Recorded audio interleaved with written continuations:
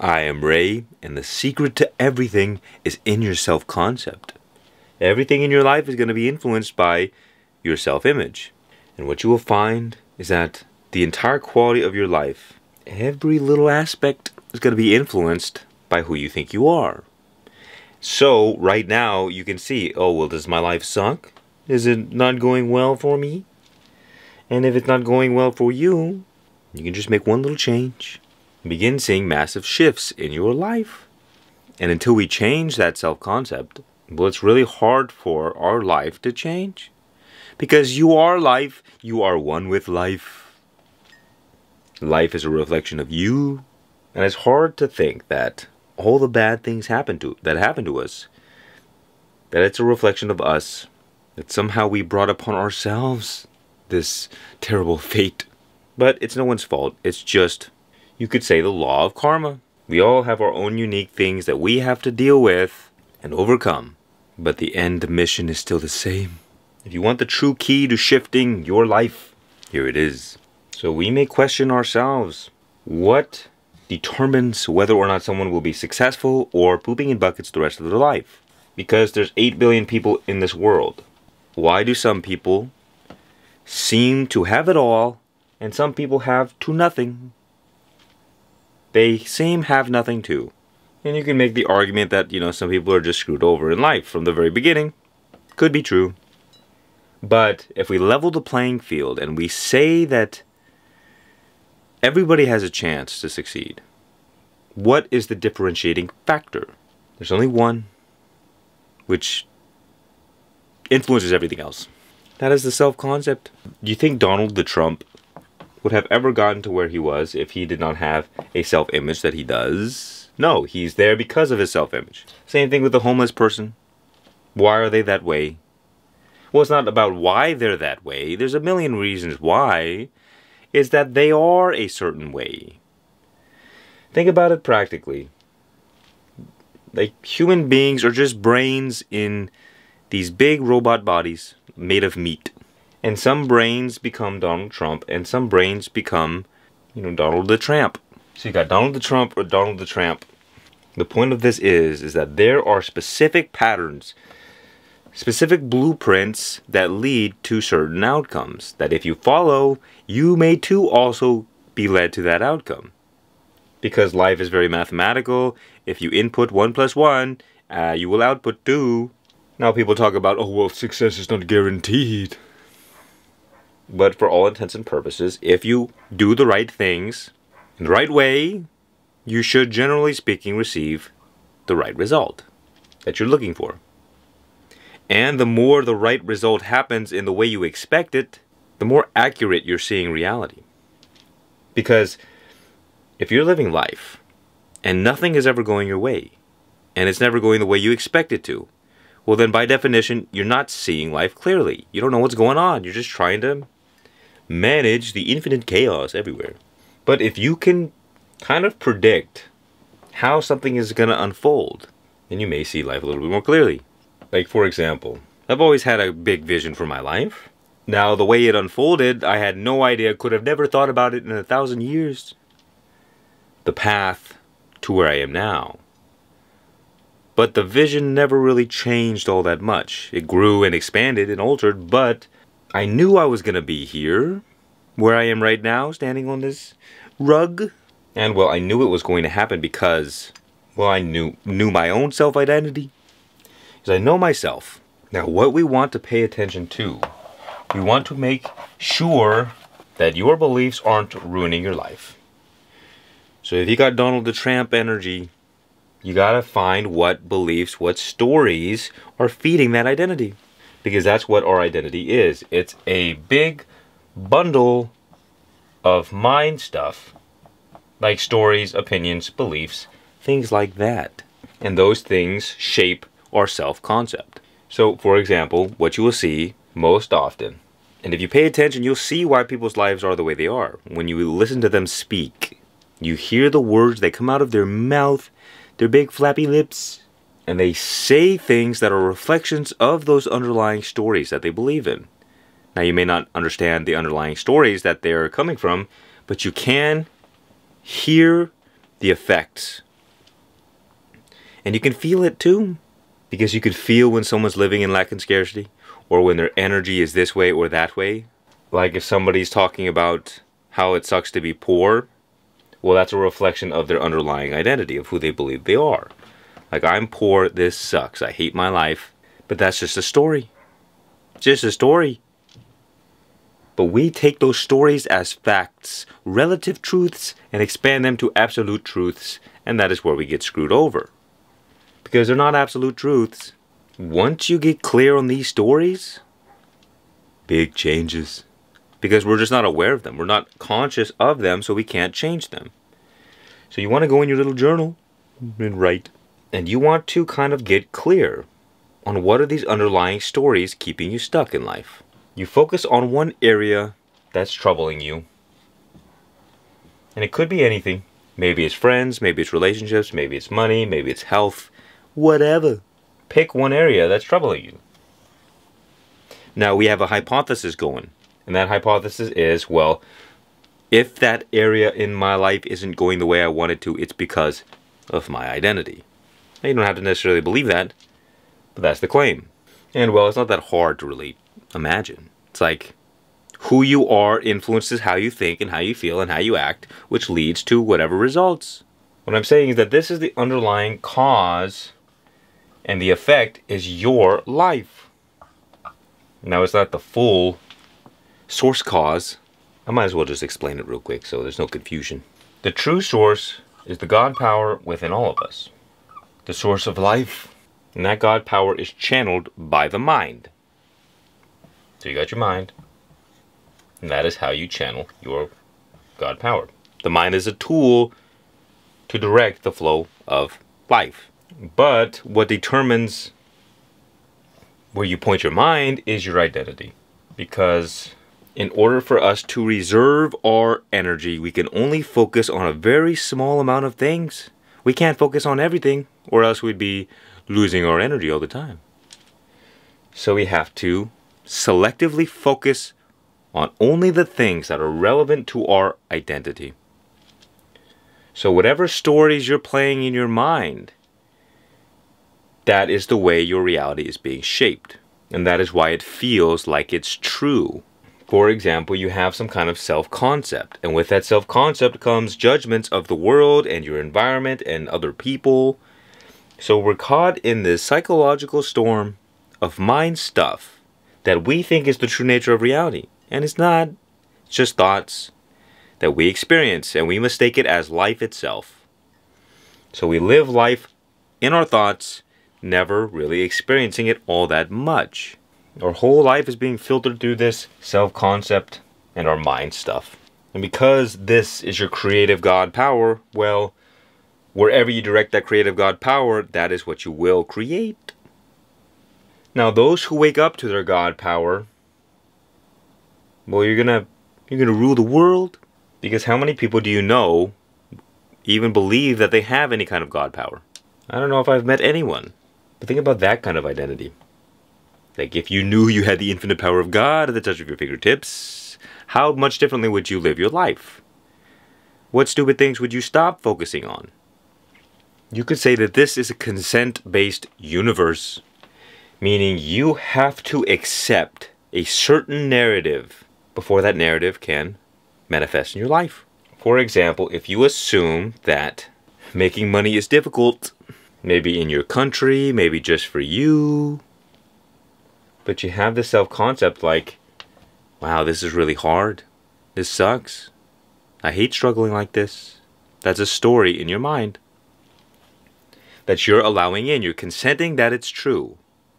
You're saying, yep, this is the truth, and I'm in it, and this is all I got. I'm just here. I'm trying to figure it out. For God's sake. Help me. Help me. And this is kind of the experiment that we try. Because what I'm saying is that by changing the story in your brain, you can change your life. And you just got to try it out for yourself and see how it works. And no matter what, you will change realities. Because reality is being filtered through your mind. So whatever mind stuff you got going on in there is going to influence the reality that you experience. No matter what. So reality has to change when you change your mind, because there's no separation. The mind and reality are one. You can't separate your mind from the reality that you experience. They're linked forever. So you don't know exactly what is true or what you just believe is true. In terms of science, we are very bad scientists. We are always corrupting the data that we experience through our thoughts about it. The subjective one who experiences influences the data, and so the data has to get thrown out. Now, where I come in, well, I'll give you two paths. I'll just share you what I've been doing this whole time.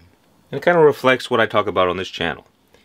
So the first thing, as Christ said, seek first the kingdom. So for me, on my journey, on my quest, I'm in this process of permanently freeing myself from the attachments of the mind. The mind stuff, identity and mind continues. It's just there's no longer any attachment to that identity, to this person. And so what happens is that over time, because you're no longer feeding the mind stuff, the mind begins to dissolve.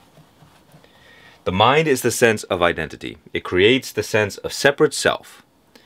So as you stop feeding the separate self dissolves. And you're no longer living from identity. That's the key. So the difference between someone who's living from ego, identity, in spiritual circles, it's called having a dead fish in your pocket. You may not realize it, but everyone else smells it. So when you speak, you give off this energy like, I guess it's kind of hard to explain. It's like they have a strong identification with me or a strong value on, I'm so important. And so often you'll get a sense of, like they're being superior to you. And you see that a lot with spiritual people in general. It's like, I'm spiritual. I'm better than you.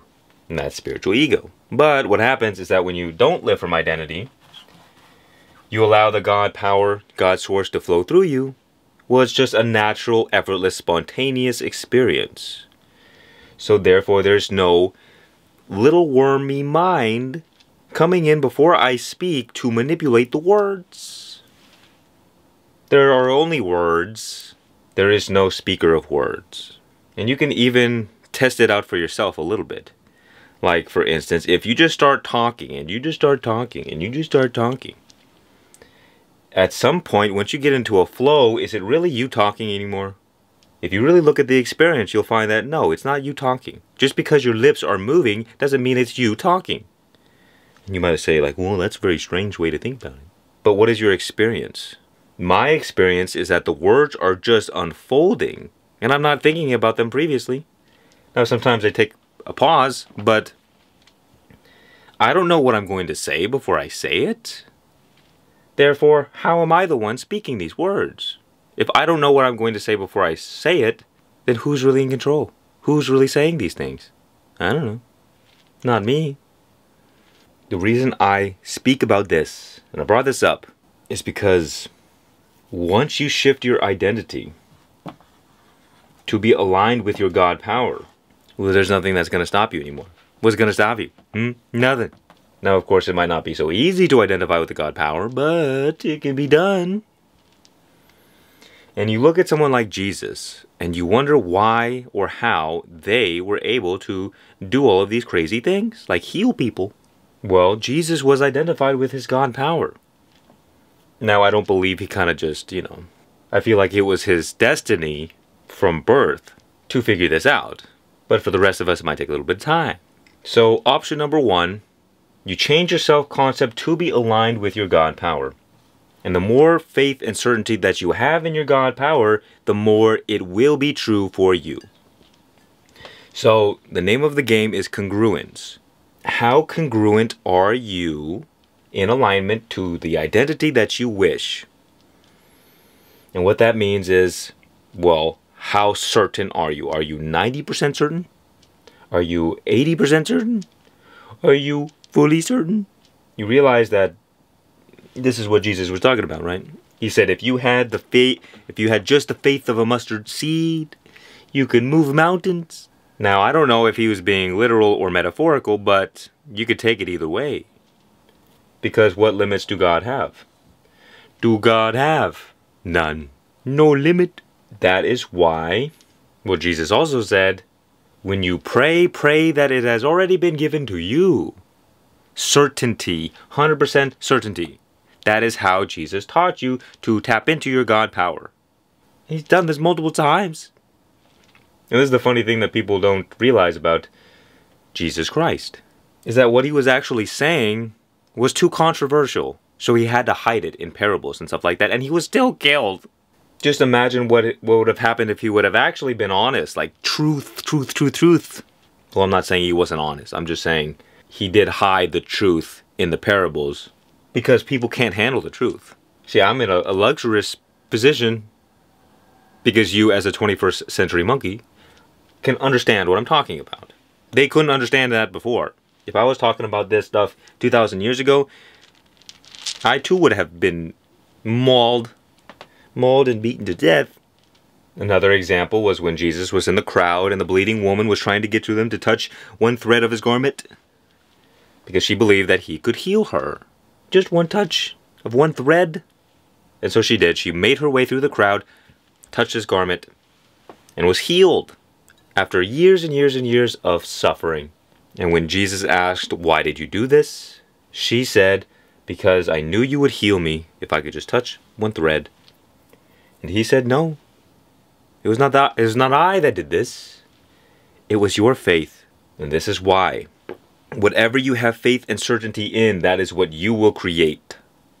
And the more faith and certainty you have in that thing, the more you will ensure it happens.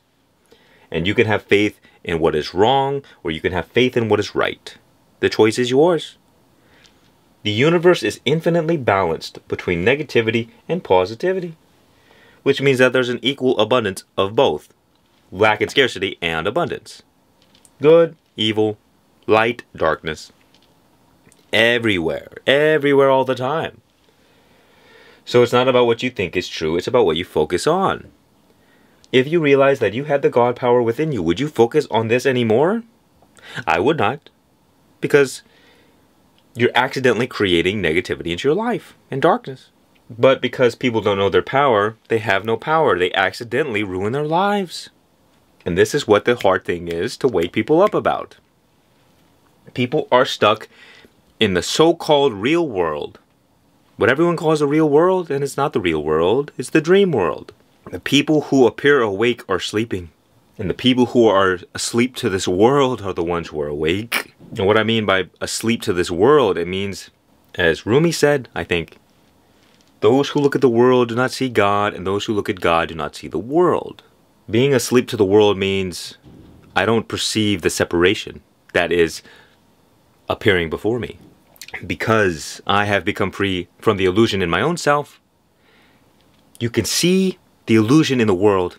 You can see through it. So when I take my identity away from the little ego, this little ego human person, and instead place it on God, well then what happens is that you more naturally and effortlessly see God in others. But if you're trapped in your ego, all you will see is the ego in others. And this is why Jesus said, well, that of which you do to the least of thee, you do to me. And this is why Jesus preached non-judgment. Because when you judge another person, you're judging God. And who are you? Answer me this, little monkey. Who are you? We are nobody. But it is our ego and our pride that makes us feel like we are the most important thing in the universe. My opinion matters. Even if you don't believe what I'm saying, you can still assume that you have this God power. You could just pretend and say, what if? What if it was true? Well, wouldn't that be interesting? Because life is just like this series of different frameworks from which we perceive the world, and we live from those states. So there's one framework of mind where I'm a little ego person, and there's another framework of life in which I'm God. Now, the reason these teachings are troubling is because for most people what's going to happen is that their ego is just going to pretend that they're God. And that is where you see the complaints about these teachings. Like, you can't just tell people they're God. We're not God. That is the spiritual trap. You've all seen those people who have those, the Messiah complex? The God complex? The God complex is the ego pretending to be God. But what I'm saying is, where there is no ego, there is God. So the one trying to become God is the one preventing God from being experienced. The only reason I can place my identity upon God is because that is what I experience. It's not a philosophical concept in my mind that I'm pretending about. If it was, you would feel it. I talk about philosophy sometimes because I like talking about ideas, but only that which I have experienced myself am I able to transmit to you. And because people are living from ego, they're assuming that I'm living from the same way. But you gotta understand that when I talk about us being God, well, you won't understand truthfully what that means until you have become free from the grip of your ego. When you realize that you are not your ego, when all the illusions have disappeared, what is left? The truth? That is the truth. That is the truth as I experienced it and experience it. And that is the truth in which all the spiritual masters talk about. So, I'm not too worried about being wrong. I'm just basically repeating what the spiritual masters have been saying for thousands of years. I'm not really saying anything new, just saying it in a new way for the 21st century person to understand. Easy. So you have two basic options. Think about a USB for a moment. You ever seen a USB? I think I have one around here somewhere. A USB is a little storage thing you put in your computer to store files and pictures and stuff like that. And you are like the USB. So the outer shell, the casing, that's your body. And the technology inside, that's your mind. And the space on the USB, that's your space. The inner spaciousness. And the electricity that drives through the USB into the computer, that's God. Electricity. Power. Energy. The computer is the computer simulation that is reality. And whatever is on the USB, whatever information stored inside of you, your body, USB, that is the program that is expressed on the screen of reality. I think that makes sense. Enough sense. So essentially, what gets expressed in reality is determined by what is on that USB. So you, right now, have probably thousands of lifetimes of karmic memory. And that explains why we were born into this specific life with our specific circumstances. I'm not going to get too far into the concept of karma and reincarnation. Just something to think about. So if you want to change your life, you got two options. Option number one, you format the drive. What does format mean? It means you erase all the information that's inside. Return to zero, return to emptiness. No more stuff in the USB, no more information. And so what happens is that there is only the pure God power flowing through you. There is only the pure energy. There is no information corrupting the data from source to outer world. And at the very extreme ends of that, you have Jesus. Now I'm saying you have the potential to be like that and to be able to perform all those miracles. Not saying you will, but it's possible. Depending on how earnest you are. And, again, karma and stuff like that. But if you think about it practically, and we're going with this assumption that you have the God power, well, when there's nothing getting in the way of the God power, it's just God. Pure, unconditioned power. That you have the means to direct in any way you like. So this is the path of enlightenment. You have this desire to be free, to find freedom, to find God. You can't really go this path while trying to just manifest your desired reality. The things of the world. So, for example, if you were an evil person listening to what I'm saying, and you're trying to tap into the God power so you can do whatever you want, you can rule the world, right? Well, it's not so simple. Because your desire and your identity and the story going on in your mind about trying to get the God power will keep you from the God power. So it's not, you can't just break into God's house and steal his stuff. That's not very nice. The only way to get into God's house is to be welcomed and to be invited. Because God's got some big security guards, and they're going to beat you up if you try to break in. Now, you could still use your God power if you were evil, because this whole thing is neutral. It's not prejudice against the good or the bad. It's prejudice against how much faith and certainty do you have. The problem is evil people have a lot of faith and certainty in themselves. They believe that they are God. So they unconsciously tap into their God power. While the humble, good people purposely do everything they can to avoid that kind of idea. And that is a little bit of the danger of Christianity that I've seen, is that because humility is such a virtue, such a potent aspect of Christianity, it prevents people from stepping into their true power as Christ demanded. It's like, oh no, I'm just a little human monkey sinner. I'm no good. I'm no good. And there's truth to this. But the problem is, if there's too much ego attachment, very nasty. Because true humility is beautiful. Ego humility is disgusting. It's toxic. Humility from an egoic state is just low self-esteem. So, just a piece of advice. It's not good enough to believe that you're God or believe that there's this God power. You have to see it with your own two eyes. Because if it's just a thought in your mind, you're just going to be a prick who thinks they're better than they are. And you'll have that dead fish in your pocket when people listen to you. You're like, the energy that you give off will just be wrong. And people will feel it. So don't make that mistake. But what happens is that when you naturally start disidentifying with the information, that being the ego, the body, the mind, what is left is this. So basically what I'm saying is that after you go through this process, this is what you will discover. I'm not trying to get you to believe this first. I'm just setting you up for expectations. So you know what you're doing. Now what you can also do is just change the information on that USB.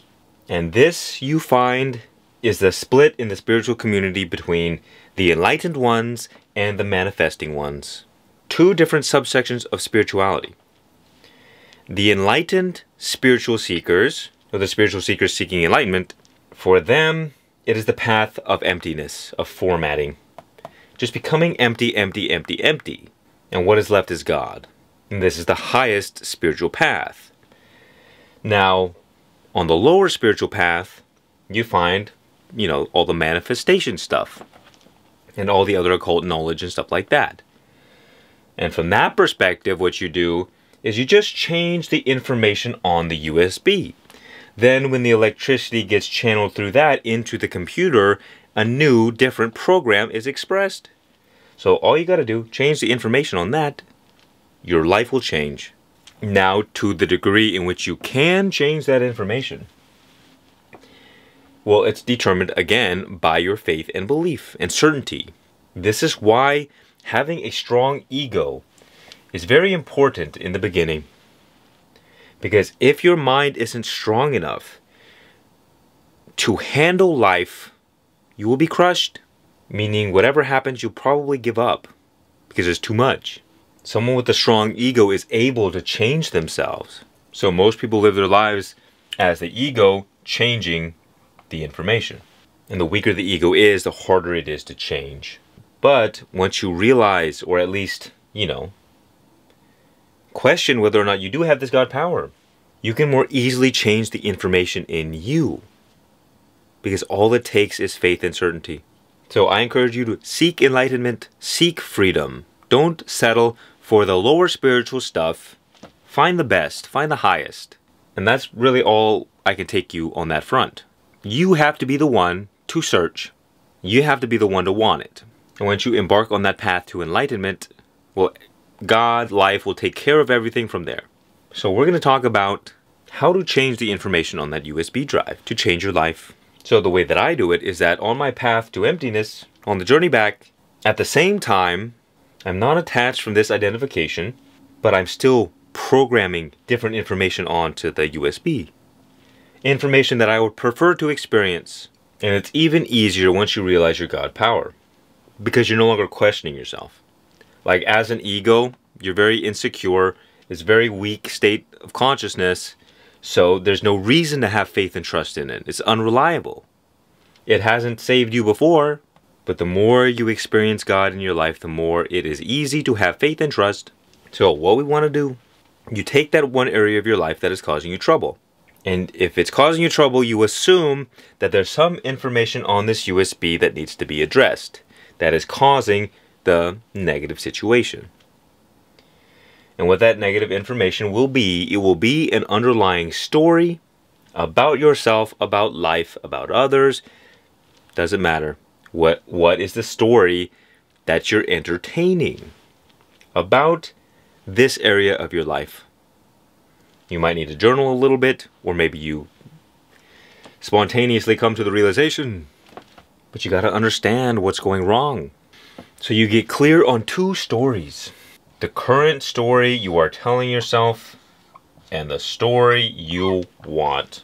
So think about it. Through your imagination, you can imagine a version of you that is living a better life. And they exist because you can imagine it. They exist as potential in your imagination. So you want to bring that potential down to actuality. But in order to do that, you have to focus on it. This is why if you drift through life, you're not going anywhere specific.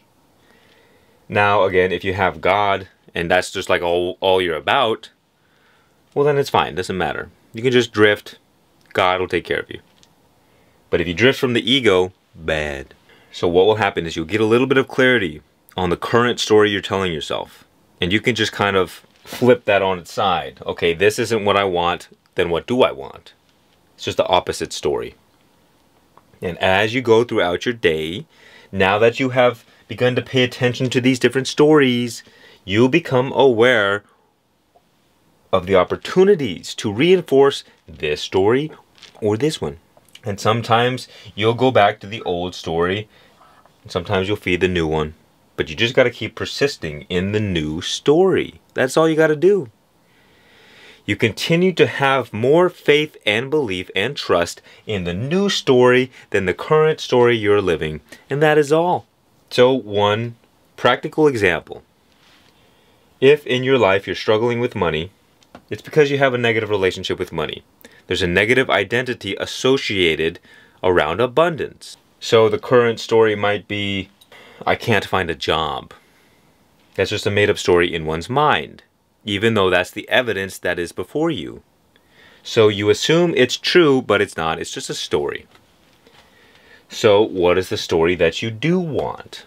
The story that you do want is that whatever it is you do for work, you make plenty of money, and you also are doing what you love. You're living your passions. You're doing what you enjoy, and you're not slaving away. And you might say, well, that would be nice. Then that would be nice. Now the question is, how much will you allow your mind to sabotage your best life? Because your mind is like a judge. It's always criticizing. It's always saying, no, you can't do that. You're not good enough. It acts as the force of resistance, keeping you from what you truly desire. By getting you to believe in certain stories. Like you're not good enough to live that way. Other people might be able to, but not you. And because you allow that story in, you create it. You ensure that it happens. Whether you believe you can or whether you believe you can't, it will be true for you. How many people do you think sacrifice their dreams on the altar of practicality? Most people. Because somewhere along the way, like when they're a child, they have all of these great dreams and this vision, this beautiful life before them. And slowly, day by day, the monotony of daily life begins to wash away your innocence. The big, fantastical dreams, all the things that you would love, and it turns you into the shell of what you once were. Settling for less, accepting what you've been given, never striving for more. Caught up by the daily responsibilities of life, probably got into a relationship too early. The rest is history. Now, it doesn't matter what happens. What matters is what you consent to being true in your life. And we must understand that we are exiting the realm of rationality and logic. Because if you just pay attention to what is already happening in your life, you're acting like a materialist. Which means the only thing you think is true is the material world and you as a human being. If you live from that state of consciousness, you will use your God power to create more of whatever it is that you're experiencing. That is why in the Bible it said, for those who have, more will be given, and those who have not, even what they have will be taken. Because if you're born into lack and scarcity, you will use your God power to create more lack and scarcity. Because you will believe and have faith and certainty that lack and scarcity is the truth of your life. And if you live in abundance, you will have the opposite. You will have faith and truth that life is abundance. So you will create more of it. Because that is who you are. And you can see it in people. You can see who has identified with lack and scarcity. It's so obvious. Because the words that they speak. Which is why I say pay attention. Pay attention to the words that you speak because they're revealing that underlying story.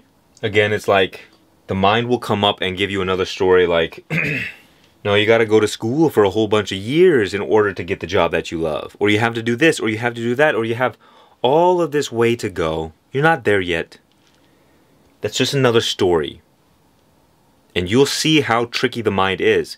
It's always just providing you stories to believe in.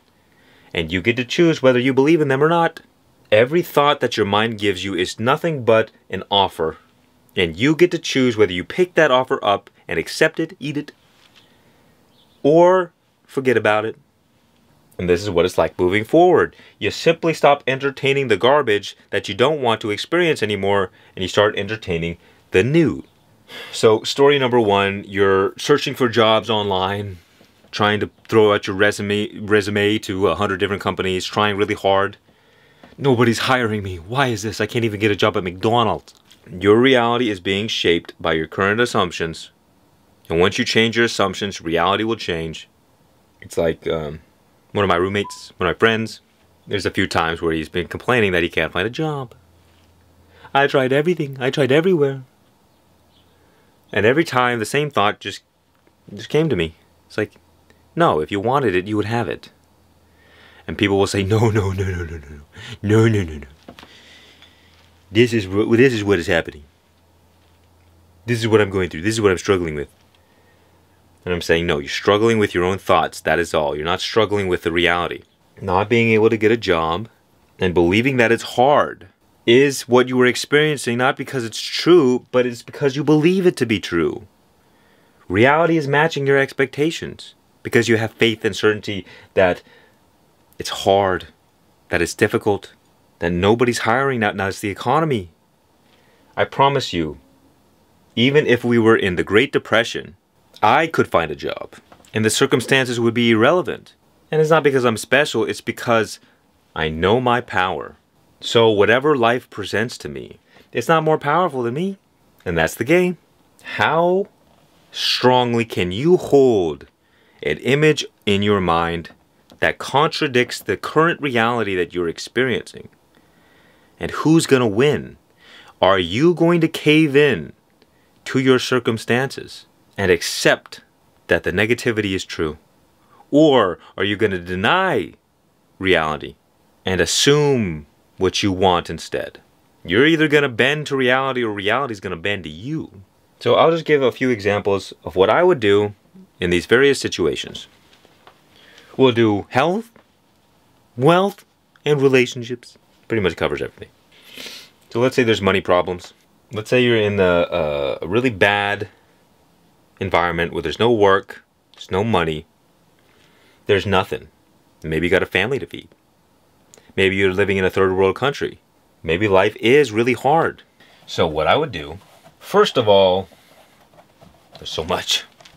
You got to learn how to manage your emotions. You got to have emotional intelligence, EQ. You have to be emotionally stable. Because if you react negatively to a piece of evidence in your environment, like a bill in the mail that's coming to get you, you reacting negatively to that experience is faith and belief that that experience is the truth. So when you feel negatively about your current circumstances, you're giving your current circumstances power over you. But why do we feel negatively about them? It's because of our mind. It's our reaction. If you didn't react to your current circumstances, they would have no effect over you. Your current problems only influence you in negative ways is because you allow it in. It's like getting cut off in traffic. That person who cut you off in traffic has no power over anything at all. But you get angry. You give them power over you. And if you didn't react to the situation at all, it would be like if it never happened. It's the same thing with everything. So I would get clear on the story I want to tell myself. Okay, I'm living in abundance. Anything that I'm going to find a job that I love, that fills me with purpose and also fulfills my earthly needs and desires. So I tell myself, I don't know what I'm going to do. I don't know how I'm going to do it. It doesn't matter. I'm no longer concerned about figuring this problem out. This is the shift in consciousness. Because when you're living from ego, you are trying to figure the problem out. You're the one doing your resumes. You're the one reaching out on the phone. You're the one doing the interviews. You just forget about it all. You cut out 80% of the work of whatever you've been doing to address the situation. Cut it all out. Because it's not helping. You will get 10x the results doing 10 times less effort. Instead of focusing on the problem, you focus on your own energy. You focus on feeling abundant. And you stop worrying about the problem. You forget about it. Because so long as you're entangled in the problem, you're going to continue to reacting emotionally to it. And that's going to keep you stuck in your current reality. You have to detach yourself. So what I would do, I'd probably spend a lot of time in meditation. Anytime something comes up in my reality, some evidence that contradicts what I want, contradicts the story, if I feel worry or fear or any negative emotion arise, I will meditate upon that feeling. This is why it's good to have a meditation practice, because you don't want to just meditate at 8 a.m. every morning. You want to meditate whenever. So what happens when you feel the fear and worry? It dissolves. Only when you resist it, only when you fight with the shame and the guilt and the fear and the worry, that is when, well, it gets you. So you learn emotional management, emotional stability, so that your emotions aren't pulling you all over the place, making you feel bad. You have to keep the feeling of abundance alive in you and starve the lack and scarcity, which means emotional management, which means learning how to use your mind in productive ways, not reacting to the situation, being able to drown out the external world and focus within yourself. So in meditation, what do? You repeat the new story. And what I like to do is just kind of daydream about it. You don't need to just kind of like forcefully repeat affirmations. You want to allow yourself to go with the flow.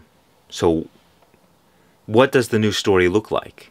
And what will happen is that once you begin just meditating upon the new story, images will flash through your eyes. And the more images flash through your eyes, the more new thoughts will come associated with the new story. Thoughts come in packs. You allow one thought in, soon after another thought follows. So in this job example, I would just say, I don't need to worry about this. Whatever is meant for me will find me. And it will be better than I could have ever imagined. And I will not have to try. It will take no effort. Whatever is meant for me will come to me effortlessly. And that is the truth. But it won't be the truth unless you believe it.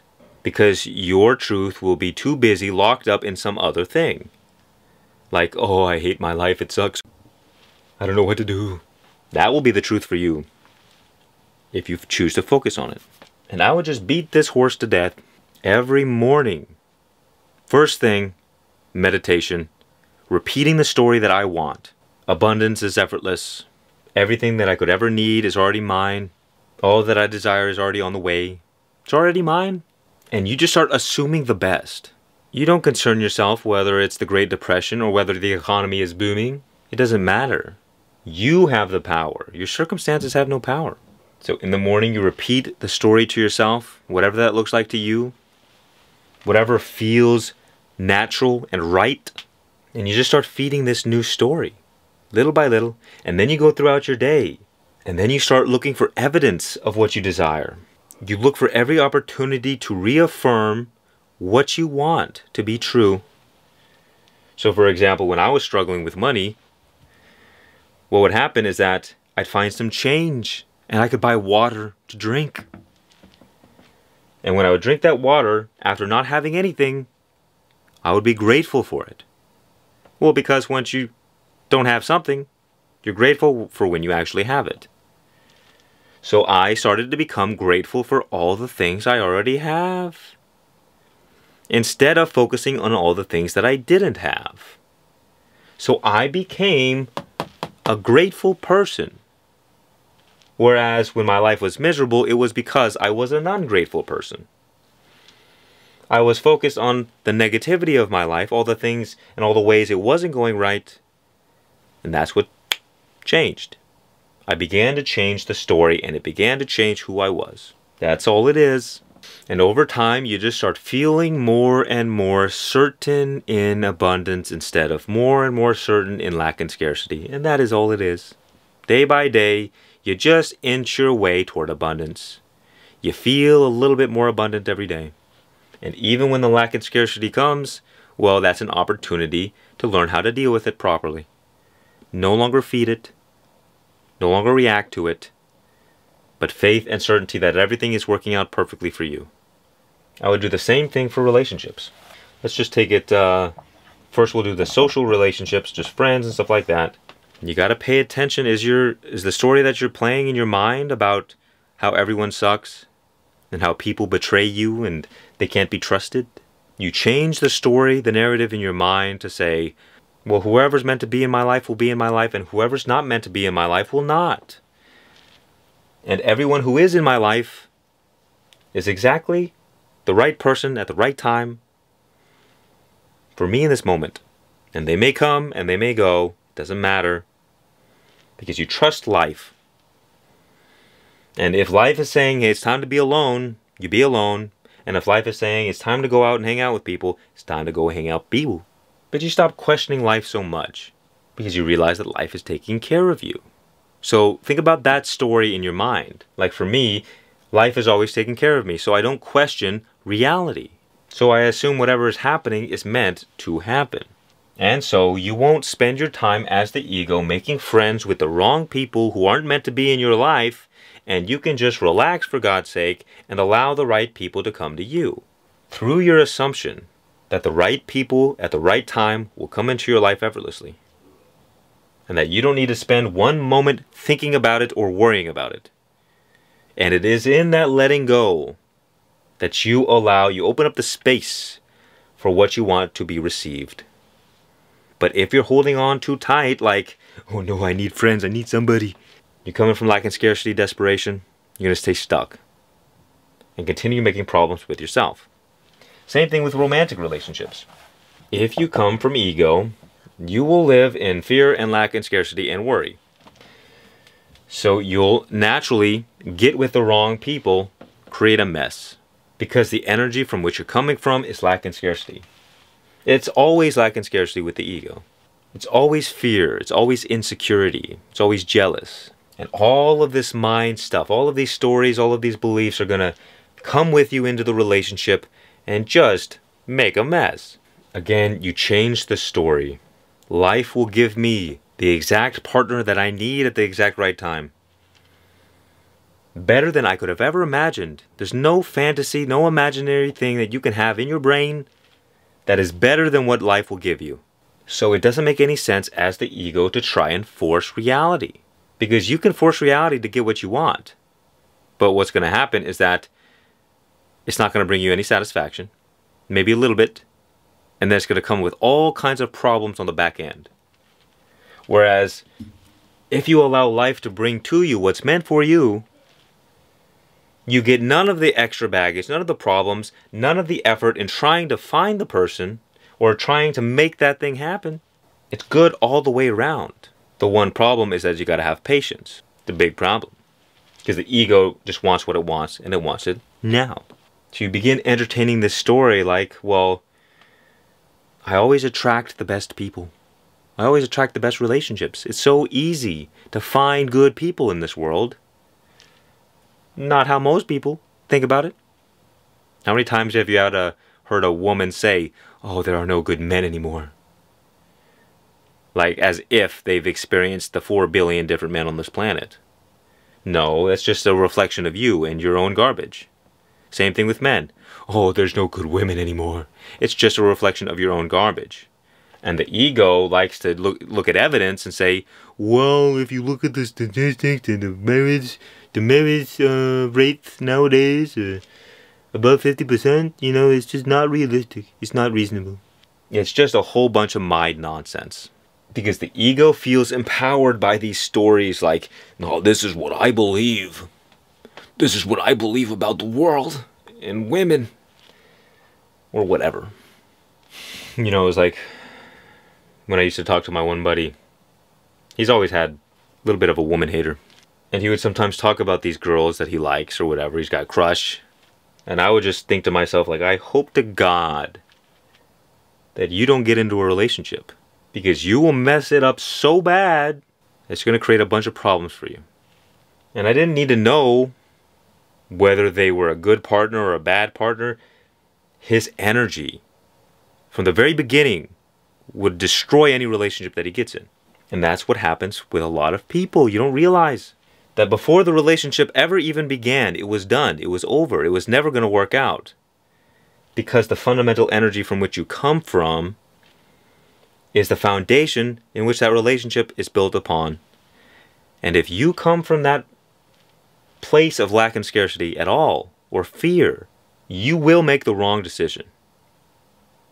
And you see that happen all the time. People get married too soon because there's like this underlying insecurity that what if I don't find another partner? Look at this person, they're right here, right now, they like me. They may not love me the highest, but they like me at least. I haven't been shown this kind of, appreciation before. So they fall in love with the first person that gives them attention, and then they stay there. Because they're living from survival mode. I'm just going to take what I can get. And that is why they live really terrible lives. And that is why the wife takes the kid 20 years later. And that is why people get screwed over all the time. Character development. And we spend our time rationalizing our decisions. You have to become so abundant that it doesn't matter whether your partner cheats on you, whether they betray you, whether they do anything. Their reality is their reality. It's not part of your game. You hold the frame for your own life, and people enter into that frame. And if they don't want to, it doesn't matter. You're still in your frame. And so it doesn't matter if your current partner cheats on you, because a better partner will come along, and that is your story. And what happens is that you won't put up with their garbage at all. And they will respect you for that. Because if you put up with toxic behavior, especially with women, they will run you to the ground and squeeze you of all you have. It's almost like it's their job to do that. They find the weak men and destroy them. And a weak man is someone who gets pulled into the woman's frame. A weak man is someone who can't be certain and faith in their own understanding, but allow other people to manipulate them. So I would just repeat in my mind all the time the story that I want. Finding relationships is easy. You always attract the best relationships. It's all good. Don't need to worry about it. And you just settle in to this new reality. Because with the new story comes a new reality. That is what we're living. We're living a story in this life. And we are the characters. But you get to change that story. By changing what you consent to being true. What you believe. What you allow in. The thoughts you choose to entertain will determine the reality that you experience. Now let's do health real quick. You pay attention to the current story you're telling yourself, like, oh, I'm sick, I'm sick, I'm sick, I'm sick. Because you see that with people who get sick, they claim the identity of being a sick person. So now there's someone struggling with this sickness. Now there's someone dealing with this illness. And everyone else projects onto them, yes, you are dealing with this. Oh, such a terrible thing. So pity. You literally get consumed by this story, this narrative, like, I am someone who is sick. And because that's what the evidence tells you, that's the story that you reinforce. So you make it certain that that is the reality. And if with your ego, you instead identify with being a fighter, well, then you have a better chance at escaping your fate. So the people who get it worse are people who identify with being sick. And if you don't change that, all the way down till death. So the story is, I'm a sick person, I'm struggling with sick, I'm dead already. You give up, you accept your fate, and because that's the story that you are certain and have faith in, that's the story that manifests. Now it's not so black and white. You can believe and have faith and certainty that you'll get better, and maybe you won't. But I'm saying that this is the best chance that you have. And you can see if you change the story in your mind about being a fighter, well, think about how that influences your identity. You're no longer someone who's just going to take it. You're going to fight. You're going to overcome. You're going to become healthy. Well, that gives you a much better chance.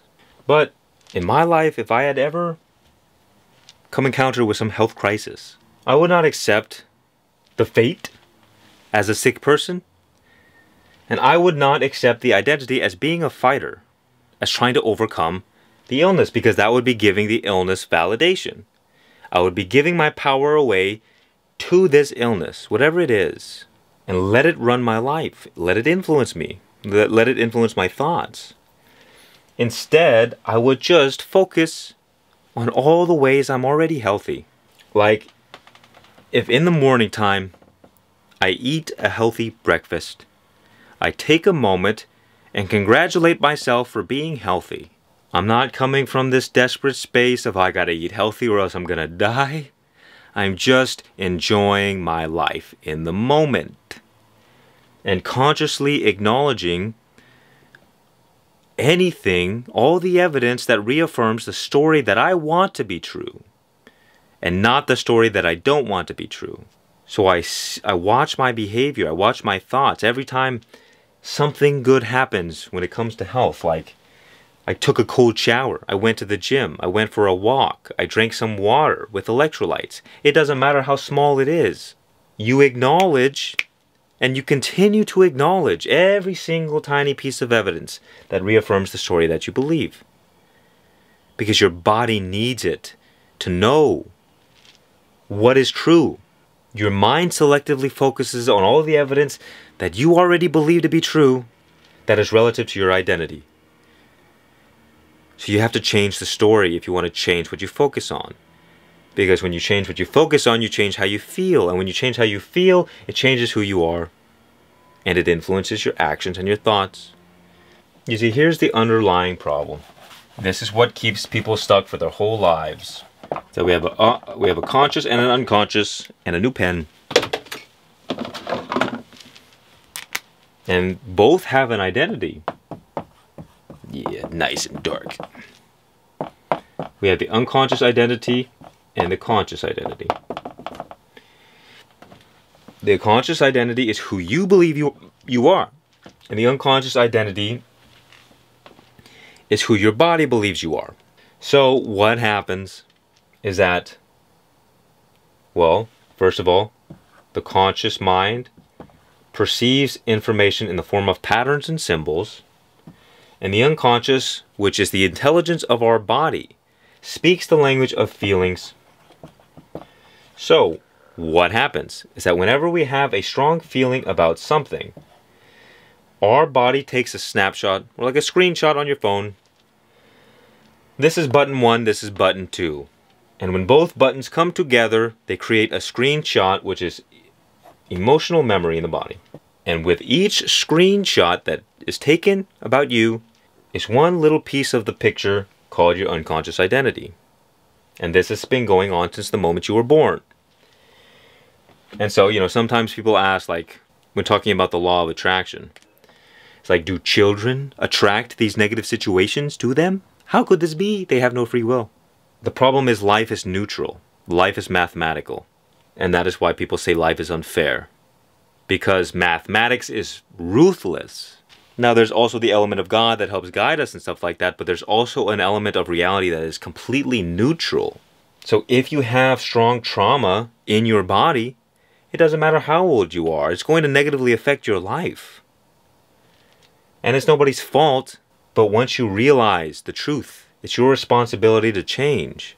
So, for example, if you've had negative experiences about money in the past where you've been stressing out and you don't know what's going to happen and, you're really in a bad place, well, guess what? All of those emotional memories, all of those times where you were afraid and worried that you didn't know where you were going to eat even. How are you going to make money? All of those emotional memories form an unconscious identity. Because the body's main purpose is survival, the body will not allow you to do anything that comes into conflict with that. For example, if you were born as a mouse in the desert, your unconscious would say, okay, they're living in lack and scarcity, and it would program the individual to be conservative. And that would be wise. Because if you just started living in abundance in the desert, randomly, you would drink all your water and then you would die because you'd have no more water. You'd waste it. When people live in abundance, they waste. It's just what happens. And when people live in lack and scarcity, they try their hardest not to waste. Do you see what I'm saying? Do you see what I'm saying? But it's not really them in control. It's that emotional memory stored in their body. So all of those feelings of lack and scarcity force you to live in lack and scarcity. Anytime you try to do something that involves abundance, you unconsciously sabotage your life because it's a survival mechanism. Your nervous system is not ready to handle abundance. It's not ready to receive all of that money. Because if you were to receive that money now, you would ruin it and your life would be worse off. Because your body believes you to be living in lack and scarcity. And anytime you receive abundance in your life, you will find yourself quickly spending it and losing it all because your body doesn't feel safe around abundance. Same thing with relationships. If you've been screwed over in the past, you're going to have negative emotional memory about relationships, the pattern. And so when you get into your next relationship, there's going to be a little bit of jealousy. There's going to be some insecurity. There's going to be some fear and worry. And all of these negative things will ensure that the relationship does not work out. Because your body's trying to predict future negative behavior. It's trying not to get hurt again. Survival. So it tries to predict the future.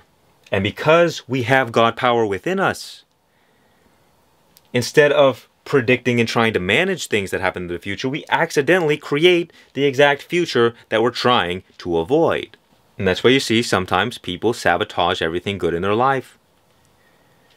Whether it's money, whether it's relationships, intimate or social, doesn't matter. If you focus on lack and scarcity, that is what you will get. And same thing with health. If you've had health scares in the past where it's really bothered you, there's going to be an instinct to be afraid of future possible diseases and illnesses. And that is why you see people worry about that kind of thing. And because they worry, that emotional memory gets stronger.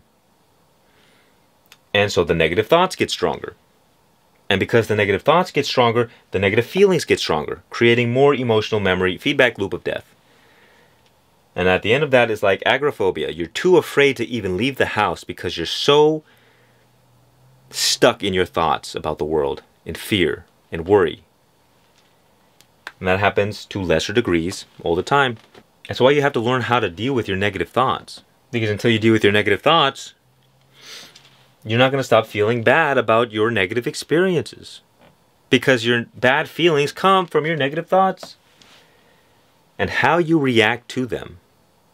As Eckhart Tolle once said, the primary cause to our unhappiness is not what happens to us, it's our thoughts about what happens to us. So all we have to do is we have to identify the traumatized pattern. And you can identify the traumatized pattern based on what area of your life is not going the way you want it to. So you can assume that whatever that area is, there is negative emotional memory tied to that experience, that pattern. And if you want to change the pattern, you got to change the feeling. You got to feel better about the new story than you feel at all about the old one.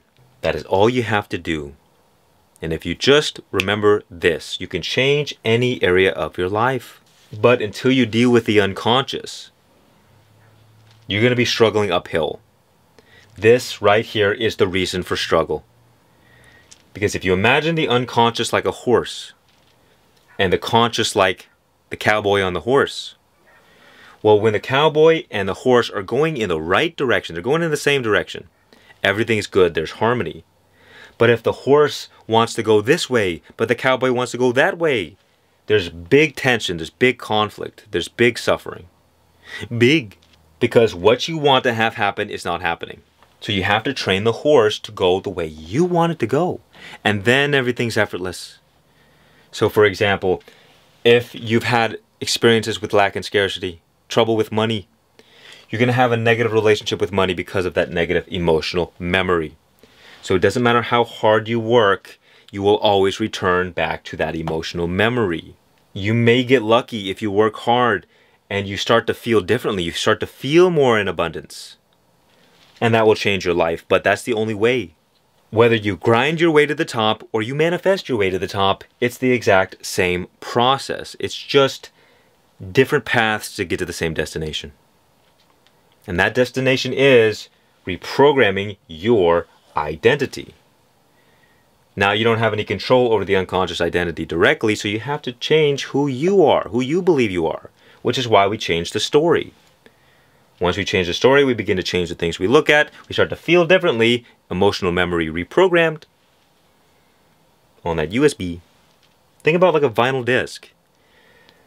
The song on the vinyl is the pattern, but what digs the grooves is the emotion. So, it's also why people call themselves broken records sometimes. Because you're just repeating the same story over and over and over again. You got to rewrite that data, that song. You got to start singing a new song. This is how you do it. So in relationships, whether social or intimate, you have to create a story that makes you feel good. Like, everybody loves me. I love everybody. And you just repeat that narrative until it becomes your new song. The horse is trained through repetition and habit of repeating the same thing consistently and persisting. Eventually the horse will learn what to do because you, as the conscious, are telling it what to do. But if the horse is pulling you around, well, you haven't learned to ride the horse yet. So when you repeat a story like, well, if they cheat on me, that's their problem. I'm living in abundance. It just means someone new will come into my life. Well, guess what that does to your energy? It gives you the energy of indifference, non-attachment, neutrality, which is abundance. Because if you're broke, how do you feel about money, for instance? You really, really want it. But if you're rich, how do you feel about money? Well, you don't care because you have infinite amounts. Think about if you've been single for a long time. Do you really want a relationship? But think about how people who have all the relationships they want, they don't care that much. Unless they're addicted and all messed up. But people who are living in true abundance, they're indifferent. This is why non-attachment often leads you to receiving what you want. Because it is precisely in the attachment to the desire that messes up your energy. It keeps you stuck in lack and scarcity. Keeps this emotional memory alive. Which is feeding these negative identities. So you have to change first. And then it's a process of changing the memory stored in your body. And that takes time. And again, same thing with health. All you got to do is start feeling better about your health. By playing a new story in your mind. And by focusing on all the things that reaffirm health. And ignoring the things that don't. Now, it doesn't mean you kick the can down the road or push it under the rug. It means that whatever happens, you deal with it. But you deal with it from a higher state of consciousness. From a positive state of being. And even if you don't survive, you make the last time on this earth as best as possible. You enjoy it because you're focusing on what is good, not on what is wrong. This right here is the source of all self-sabotage. Because if fundamentally you don't feel worthy, you don't feel good enough, you will never receive anything that makes you feel worthy. And anytime you do, you will get rid of it as soon as possible. The perfect partner comes into your life. The first thing you will do is throw it away. Even though you say that's what you want. You say you want money or abundance. The first thing you would do is throw it all away and waste it and burn it. Because you are not able to handle that thing. Because your nervous system is stuck in fear, fight or flight. And in order to change that, we have to learn how to relax and not take things so seriously, not fight with our negative thoughts, not focus on negativity so much and ruminate till the point we die. It's just a process of learning how to use this mind, point it in the right directions, build a story that you want to be true, and feel good about it. So if I wanted to live in abundance, anytime abundance entered my life, I would say, I am so grateful for this abundance. You take a moment, you acknowledge how much you appreciate this moment, rather than allowing the experience to just pass you by. Even if you're spending your last $30 on groceries, in that moment, you have to repeat to yourself, I'm so grateful that I even have the $30. Because I could be worse, I could have none. So even if you have $10 to your name, you can still live in abundance. Because you're focusing on the little abundance that you have and not the big scarcity that you have. As it is said, the mind can make a hell out of heaven or a heaven out of hell. You can have 99 things going wrong for you, but if you focus on the one thing going right, you can pull yourself out of anything.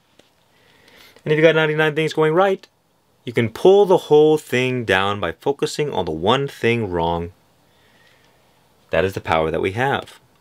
In order to change this underlying story, we have to feel differently. This is the key. And this is why Neville Goddard said, feeling is the secret. Because it is. And you just become aware. Because the old patterns will always come up to trigger you, so long as they exist. And it is how you deal with those triggers that determines how successful you will be. If, when the old pattern arises and you get gripped by it, how long do you stay there and suffer? It's like if you fall off that horse, how long do you stay on the ground wallowing in suffering? The quicker you get back on the horse and keep moving forward, the better things will be because you're not focusing and reaffirming what you don't want. The more you sit on the ground and wallow in suffering, guess what? You're creating negative emotional memory. You're training yourself to be weak. You're training yourself to give up. If you just keep moving forward, you're training yourself that nothing can overcome me. Doesn't matter what I go through. I can overcome anything. And that is a story. And that story will be true if you can have enough certainty in it. And the same goes for any other story in your life. Don't allow a story that you didn't choose to run your life. You are the main character, and you are the director in this film of life. You get to play the character, and you also define the role. And you can just look at it as like God's script, and just enjoy your experience of being alive. It's really what this is all about. It's about shaping reality in a way that you will enjoy your experiences and appreciate life rather than just be miserable. And because people aren't aware of this kind of knowledge, well, they stay stuck their whole lives, never escape. Because these identities are not very easy to deal with. Like most of our trauma happens between the ages of 1 and 9. And then we have to spend the rest of our lives dealing with that trauma that happened then. Dealing with all the emotional memory. And in order to change that memory, you got to feel differently. And in order to feel differently, you got to think differently. And in order to think differently, you have to change who you are. You got to change the story in your mind. And all of these things interlink to influence each other. But it all begins with identity. You discover who you want to be. And the more you just focus in that direction, more thoughts, more ideas from that new reality will begin entering into your life.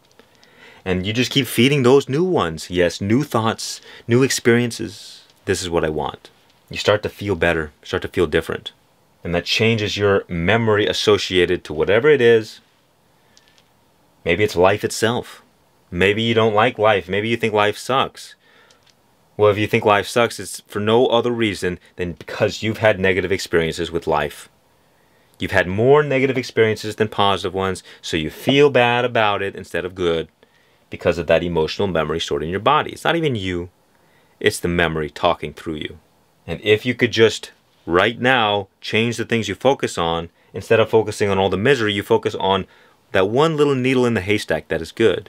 You allow the goodness in, and it begins to flourish. You just keep feeding it, keep watering it like a little plant. And soon you will feel like, oh, well, life is wonderful now. Life doesn't suck anymore. Why? Because you don't feel like life sucks anymore. Because you've changed that emotional memory. And that goes for anything that you feel.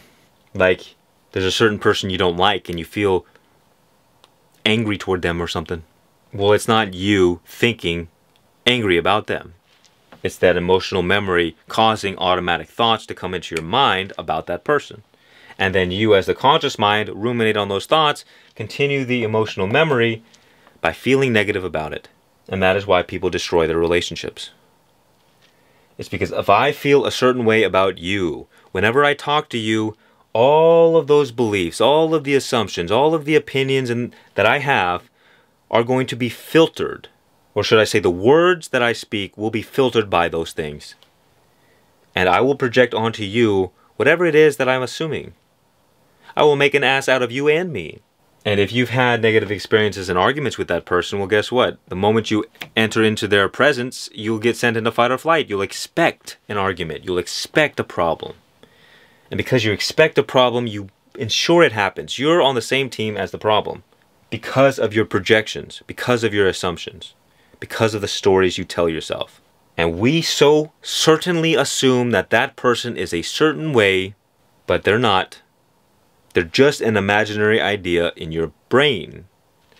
Not the truth, because we in these limited forms cannot know the truth. But because we live from a subjective experience, the beliefs and the assumptions shape the way we perceive the world. So that is the world that we experience. You do not believe what you see.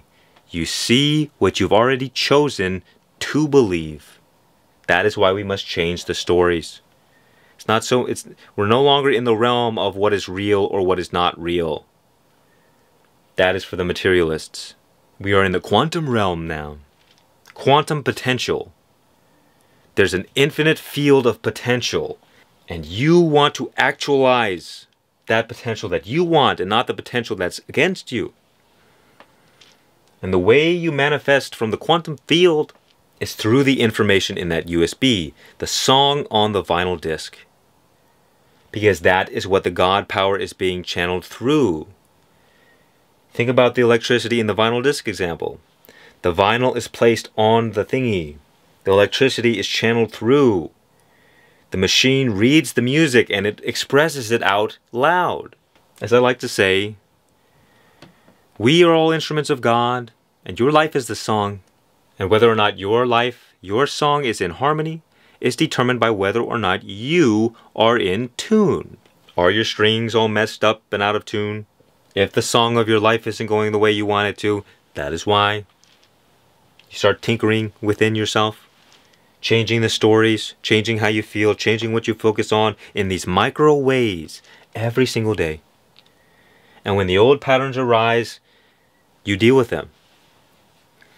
And you don't gotta just be so good that you never entertain fear or worry or shame or guilt or any negative thing again. Chances are you will get pulled into it. Oh, there's a spider. It scared me. And the question is, when you get pulled into it, how long do you stay pulled into it? Do you ruminate for 10 hours or 5 or 1 or 10 minutes? Or not at all? It's a journey of progress, not perfection. Don't just believe what I say. Go and check it out for yourself.